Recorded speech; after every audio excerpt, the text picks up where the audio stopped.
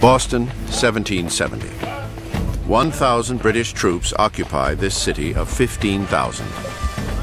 It is a volatile brew. Boston is an accident waiting to happen. Literally. Conditions are ripe. We've got an indigenous population that is very, very sensitive to having British soldiers quartered amongst them. You have all of these British regiments in Boston. This is something that the Bostonians simply chafe under.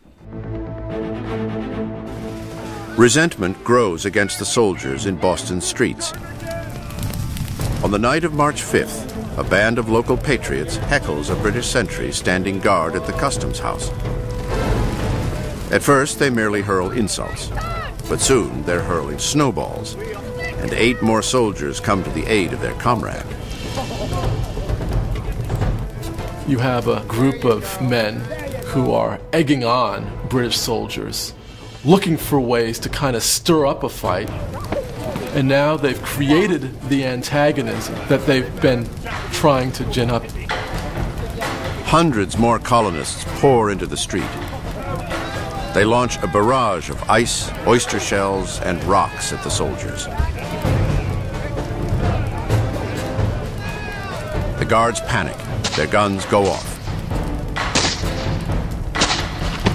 And when it's over, 5 civilians lay dead on the frozen street. It was a tragically predictable sort of event. It's one of those situations in which the soldiers that are there to impose order are actually that seed of discontent that's going to produce disorder. Within hours of the deadly shootings, the Patriot spin machine roars into high gear. A tragic accident is recast as a murderous crime against the colonial people in what becomes known as the Boston Massacre.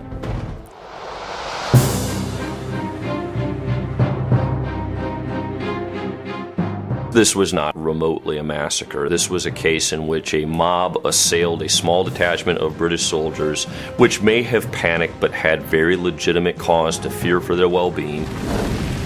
But that's not how it's portrayed to the outside world. A local silversmith and artisan named Paul Revere renders an exaggerated version of the event that makes it look like an unprovoked slaughter by the British soldiers. Boston papers are quick to print and distribute Revere's version. And this becomes the Patriot image of the Boston Massacre, which shows the British lined up in a row, firing their muskets all at once, as if they got the command to fire, which didn't happen that way. The first to die in the gunfire is a black man, a sailor and runaway slave named Crispus Attucks. He is widely viewed as the first martyr of the American Revolution. In this explosive atmosphere, the public outcry pressures the British to pull their troops out of Boston. The soldiers responsible for the so-called massacre are put on trial for murder, and they are hard-pressed to find an attorney to take their case.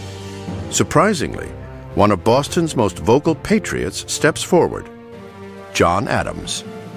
Adams is willing to risk everything, his and his family's safety, and his reputation as an ardent advocate of colonial rights.